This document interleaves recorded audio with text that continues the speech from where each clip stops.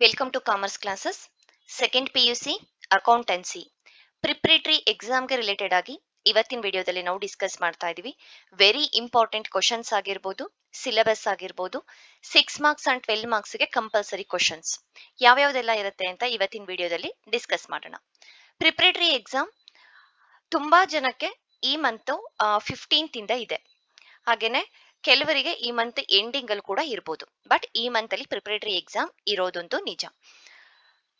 ಏನೇನೆಲ್ಲ ಸಿಲೆಬಸ್ ಇರುತ್ತೆ, ನಾವ್ ಯಾವ್ಯಾವ ಚಾಪ್ಟರ್ಸ್ ನ ಓದ್ಲೇಬೇಕು, ಹಾಗೇನೆ 6 ಮಾರ್ಕ್ಸ್ಗೆ ಯಾವ್ದನ್ನ ನೋಡ್ಕೋಬೇಕು, 12 ಮಾರ್ಕ್ಸ್ಗೆ ಯಾವ್ದನ್ನ ನೋಡ್ಕೋಬೇಕು, ಇದಿಷ್ಟನ್ನು ಕೂಡ ನಾವ್ ಇವತ್ತು ಡೀಟೇಲ್ ಆಗಿ ಡಿಸ್ಕಸ್ ಮಾಡೋಣ.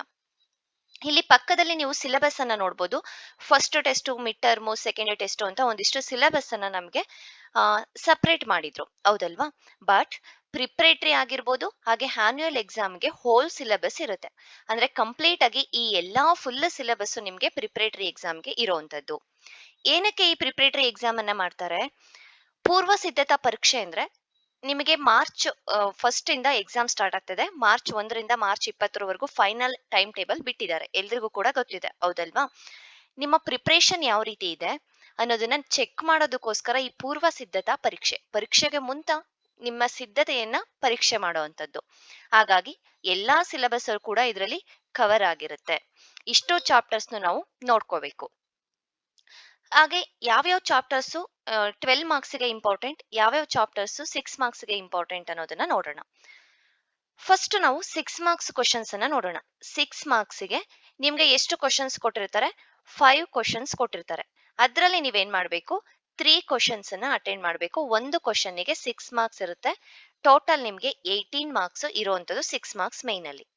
ಯಾವ್ಯಾವ ಕ್ವಶನ್ಸ್ ಅನ್ನ ನೋಡ್ಕೋಬೇಕು? ತುಂಬಾ ಇಂಪಾರ್ಟೆಂಟ್ ಯಾವುದು ಅನ್ನೋದನ್ನ ನೋಡೋದಾದ್ರೆ, profit and loss appropriation account. Profit and loss appropriation account, ಈ ಒಂದು ಕ್ವಶನ್ ಅಲ್ಲಿ 2 ಮೆಥಡ್ ಬರುತ್ತೆ. ಒಂದು ನಾರ್ಮಲ್ ಆಗಿ profit and loss appropriation account ಅನ್ನ ಪ್ರಿಪೇರ್ ಮಾಡೋದು, ಹಾಗೇನೆ ಇನ್ನೊಂದು ಗ್ಯಾರಂಟಿ ಮೆಥಡ್ ಮೇಲೆ ಪ್ರಿಪೇರ್ ಮಾಡೋದು, guarantee profit.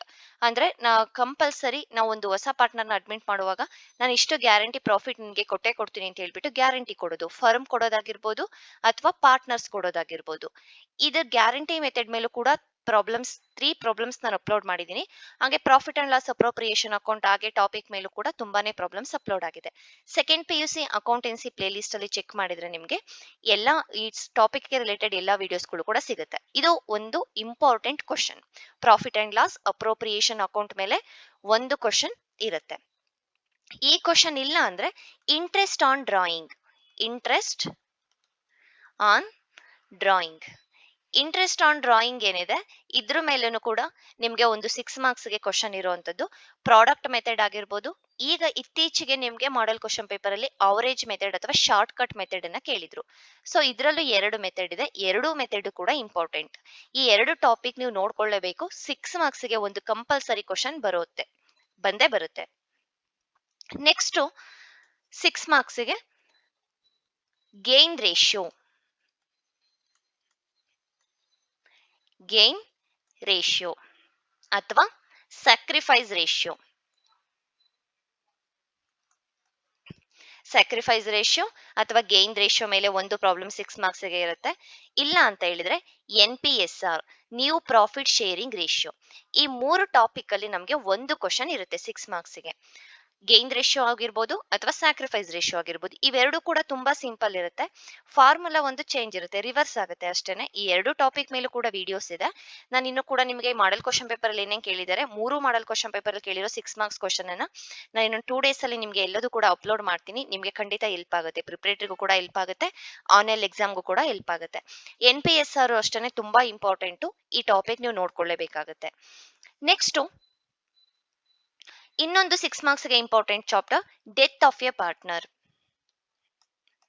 Death of a partner, ಈ ಚಾಪ್ಟರ್ ಅಲ್ಲಿ ಕಂಪಲ್ಸರಿ ಒಂದು ಕ್ವಶನ್ ಇದ್ದೇ ಇರುತ್ತೆ. ಇದರಲ್ಲಿ ಯಾವುದೇ ಒಂದು ಆಲ್ಟರ್ನೇಟಿವ್ ಇಲ್ಲ, ಚಾಯ್ಸ್ ಇಲ್ಲ.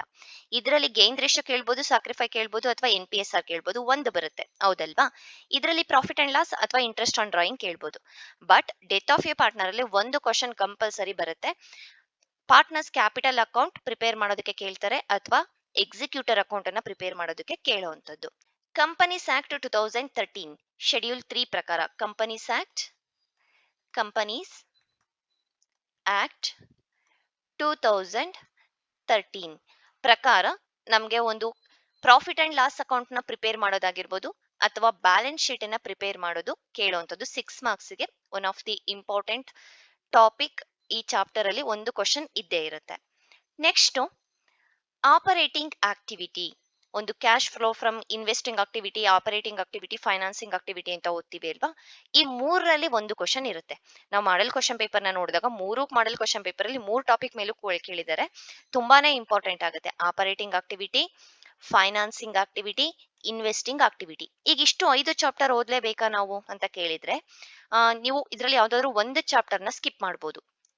ಇನ್ನೆಲ್ಲಾ ಚಾಪ್ಟರ್ ನಾನು ಕರೆಕ್ಟ್ ಆಗಿ ಓದ್ತೀನಿ ಅಂತ ಹೇಳಿದ್ರೆ ನೀವು ಬೇಕಾದ್ರೆ ಈ 5th ಚಾಪ್ಟರ್ ನ ಸ್ಕಿಪ್ ಮಾಡಬಹುದು. ಇಲ್ಲ ನಿಮಗೆ ಇದು ಈಸಿ ಇದೆ ಅಂತ ಹೇಳಿದ್ರೆ ನಿಮಗೆ ಯಾವ್ದು ಕಷ್ಟ ಅನ್ಸುತ್ತೆ ಆ ಚಾಪ್ಟರ್ ನ ಸ್ಕಿಪ್ ಮಾಡಬಹುದು.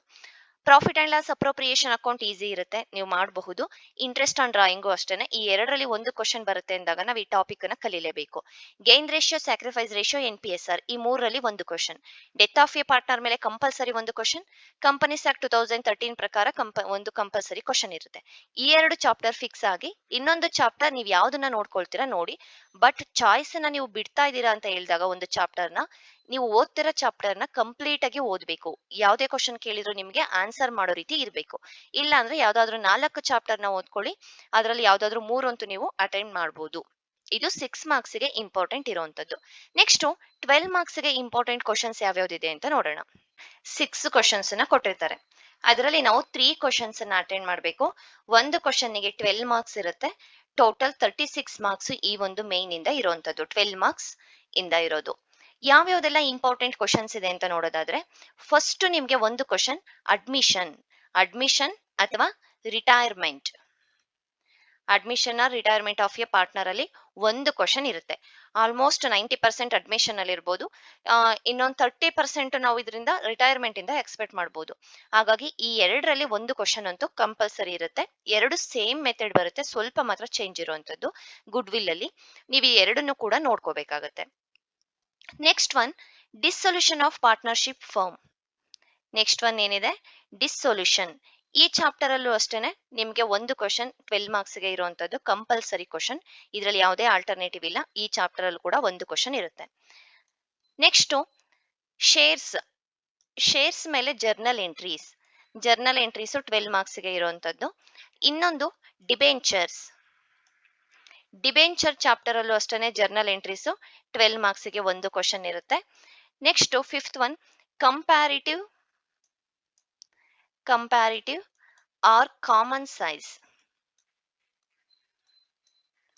ಈ ಎರಡು ಟಾಪಿಕ್ ಅಲ್ಲಿ ಒಂದು ಟಾಪಿಕ್ ಮೇಲೆ ಒಂದು ಕ್ವಶನ್ ಬರುವಂತದ್ದು. Comparative profit and loss account ಆದ್ರೂ ಕೇಳ್ಬೋದು ಅಥವಾ ಕಂಪ್ಯಾರಿಟಿವ್ ಬ್ಯಾಲೆನ್ಸ್ ಶೀಟ್ ಆದ್ರೂ ಕೇಳ್ಬೋದು. ಅದೇ ರೀತಿ common size profit and loss account ಆದ್ರೂ ಕೇಳ್ಬೋದು, ಇಲ್ಲ ಕಾಮನ್ ಸೈಜ್ ಬ್ಯಾಲೆನ್ಸ್ ಶೀಟ್. ಇದರಲ್ಲಿ ಒಂದು ಕ್ವಶನ್ ನಿಮ್ಗೆ 12 ಮಾರ್ಕ್ಸ್ ಗೆ ಇರುವಂತದ್ದು. ತುಂಬಾ ಈಸಿ ಇರುತ್ತೆ, ಸ್ವಲ್ಪ ಡಿಫ್ರೆಂಟ್ ಇರುತ್ತೆ. ಅದೇನು ಅಂತ ನಿಮ್ಗೆ ಪ್ರಾಬ್ಲಮ್ ನೋಡಿದಾಗ ಗೊತ್ತಾಗುತ್ತೆ. ನೆಕ್ಸ್ಟ್ ಒನ್ 6th ಒನ್ ಏನಿದೆ ರೇಷಿಯೋಸ್ ಮೇಲೆ ಒಂದು ಕಂಪಲ್ಸರಿ ಕ್ವಶನ್ ಇರುತ್ತೆ 12 ಮಾರ್ಕ್ಸ್ ಗೆ. ಈ 6 ಕ್ವಶನ್ ಅಲ್ಲಿ ನೀವು ಯಾವ್ದಾದ್ರು 3 ಕ್ವಶನ್ಸ್ ಅನ್ನ ಅಟೆಂಡ್ ಮಾಡಬೇಕು. 36 ಮಾರ್ಕ್ಸ್ ಸಿಗುವಂತದ್ದು. ಇದ್ರಲ್ಲೂ ಅಷ್ಟೇನೆ ನೀವು ಚಾನ್ಸ್ ತಗೋಬಹುದು. ಯಾವ್ದಾದ್ರು 2 ಚಾಪ್ಟರ್ ನ ಸ್ಕಿಪ್ ಮಾಡಬಹುದು. ಇನ್ನ 4 ಚಾಪ್ಟರ್ಸ್ ನ ಕಂಪ್ಲೀಟ್ ಆಗಿ ನೋಡ್ಕೊಂಡ್ರೆ 3 ಕ್ವಶನ್ಸ್ ನ ಅಟೆಂಡ್ ಮಾಡಬಹುದು. ಬಟ್ ಯಾವುದೇ ಚಾಪ್ಟರ್ ನ ಸ್ಕಿಪ್ ಮಾಡೋದಕ್ಕೂ ಮುಂಚೆ ನೀವು ಉಳಿದಿರೋ ಚಾಪ್ಟರ್ ನ 100% ನಾನು ಪ್ರಿಪೇರ್ ಆಗ್ತೀನಿ ಅಂದಾಗ ಮಾತ್ರ ಉಳಿದಿರೋ ಚಾಪ್ಟರ್ಸ್ ನ ಬಿಟ್ಬಿಡಿ. ಇಲ್ಲಿ ಅಡ್ಮಿಷನ್ ಆರ್ ರಿಟೈರ್ಮೆಂಟ್ ಅಲ್ಲಿ 12 ಮಾರ್ಕ್ಸ್ ಗೆ ಒಂದು ಕ್ವಶನ್ ಕಂಪಲ್ಸರಿ ಇರುತ್ತೆ, ಈಸಿ ಇರುತ್ತೆ. ಹಾಗೇನೆ ಡಿಸ್ಸೊಲ್ಯೂಷನ್, ಶೇರ್ಸ್ ಮೇಲೆ ಜರ್ನಲ್ ಎಂಟ್ರೀಸ್, ಡಿಬೆಂಚರ್ ಮೇಲೆ journal entry, comparative profit and loss account, comparative balance sheet, common size profit and loss account, common size balance sheet and ratios ಮೇಲೆ ಈ 12 ಮಾರ್ಕ್ಸ್ ಗೆ ಇರುವಂತದ್ದು. ನಿಮ್ಗೆ ಪ್ರಿಪರೇಟರಿಗೆ ಇಷ್ಟು ಕ್ವಶನ್ಸ್ ಕೂಡ ತುಂಬಾನೇ ಹೆಲ್ಪ್ ಆಗುತ್ತೆ. ಈ 6 ಮಾರ್ಕ್ಸ್ ಕ್ವಶನ್ಸ್ ಆಗಿರ್ಬೋದು, ಹಾಗೇನೆ ನೆಕ್ಸ್ಟ್ ಬರುವಂತ ಈ 12 ಮಾರ್ಕ್ಸ್ ಕ್ವಶನ್ಸ್ ಆಗಿರ್ಬೋದು. ಇನ್ನು ಉಳಿದಿರುವಂತಹ MCQ questions, fill in the blank questions, ಹಾಗೇನೆ 2 ಮಾರ್ಕ್ಸ್ ಕ್ವಶನ್ಸ್ ಏನಿದೆ ಪ್ರತಿಯೊಂದು ಚಾಪ್ಟರ್ ಅಲ್ಲೂ ಅಷ್ಟೇ ಬೇಸಿಕ್ ಇನ್ಫಾರ್ಮೇಶನ್ ನಾವ್ ಯಾವ್ದನ್ನ ಓದಬೇಕು ಅದನ್ನ ನೀವು ಥಿಯರಿ ಕಲಿಲೇಬೇಕಾಗುತ್ತೆ. ಇಲ್ಲಿವರೆಗೂ ನಿಮ್ಗೆ ಒಂದು first test, second test, mid term ಅಲ್ಲಿ ಏನಾಗಿದೆ ಆ ಒಂದು ಕ್ವಶನ್ಸ್ಗಳು ನಿಮ್ಗೆ 1 ಮಾರ್ಕ್ ಕ್ವಶನ್, 2 ಮಾರ್ಕ್ಸ್ ಕ್ವಶನ್ ಅನ್ನ ನೋಡ್ಕೊಳ್ಳಿ. ನಿಮ್ಗೆ ಪ್ರಿಪರೇಟರ್ಗೆ ಹೆಲ್ಪ್ ಆಗುತ್ತೆ ಅದು. ಹಾಗೇನೆ ಮಾಡೆಲ್ ಕ್ವಶನ್ ಪೇಪರ್ ಅಲ್ಲಿ ಇರುವಂತಹ ಥಿಯರಿ ಕ್ವಶನ್ಸ್ ನ ಆನ್ಸರ್ ನೋಡ್ಕೊಳ್ಳಿ. ಅಷ್ಟು ನಿಮ್ಗೆ ಥಿಯರಿ ಸಾಕಾಗುತ್ತೆ. ಯಾಕೆ ಅಂದ್ರೆ ನಿಮ್ಗೆ ಡಿಸ್ಟ್ರಿಕ್ಟ್ ವೈಸ್ ಬರೋದ್ರಿಂದ ಪ್ರಿಪರೇಟರಿದು ನಿಮ್ಮ ಡಿಸ್ಟ್ರಿಕ್ಟ್ ಅಲ್ಲಿ ಏನೇನೆಲ್ಲ ಒಂದು ಕ್ವಶನ್ಸ್ ಪೇಪರ್ ನಡೆದಿರುತ್ತೆ. ಈಗ ನಿಮ್ಗೆ ಫಸ್ಟ್ ಟೆಸ್ಟ್ ಇಂದ ಹಿಡಿದು ಮಿಡ್ ಟರ್ಮ್ ವರ್ಗುನು, ಅದೆಲ್ಲ ಸೆಕೆಂಡ್ ಟೆಸ್ಟ್ ವರ್ಗುನು ಅದೆಲ್ಲದೂ ಕೂಡ ಇಂಪಾರ್ಟೆಂಟ್ ಕ್ವಶನ್ಸ್ ಆಗಿರುತ್ತೆ. ಆನ್ಯಲ್ ಎಕ್ಸಾಮ್ಗೆ ನಾವು ಪಾಸಿಂಗ್ ಪ್ಯಾಕೇಜಿನ ನೆಕ್ಸ್ಟ್ ಪ್ರಿಪರೇಟರಿ ಎಲ್ಲ ಕಂಪ್ಲೀಟ್ ಆದಮೇಲೆ ಒಂದು ವಿಡಿಯೋನ ಮಾಡೋಣ. ಅಲ್ಲಿವರೆಗೂ ನೆಕ್ಸ್ಟ್ 6 ಮಾರ್ಕ್ಸ್ ಕ್ವಶನ್ಸ್ ಏನಿದೆ 12 ಮಾರ್ಕ್ಸ್ ಕ್ವಶನ್ಸು ಡಿಸ್ಕಸ್ ಮಾಡೋಣ. ಈ ಟಾಪಿಕ್ ಎಲ್ಲಾ ರಿಲೇಟೆಡ್ ಕೂಡ ವಿಡಿಯೋಸ್ ಅಪ್ಲೋಡ್ ಆಗಿದೆ, ಚೆಕ್ ಮಾಡಿ. ಹಾಗೇನೆ ಈ ಬಾರಿ 2025ರಲ್ಲಿ ಕೇಳಿರೋದನ್ನ ಸಾಲ್ವ್ ಮಾಡೋಣ. Thank you.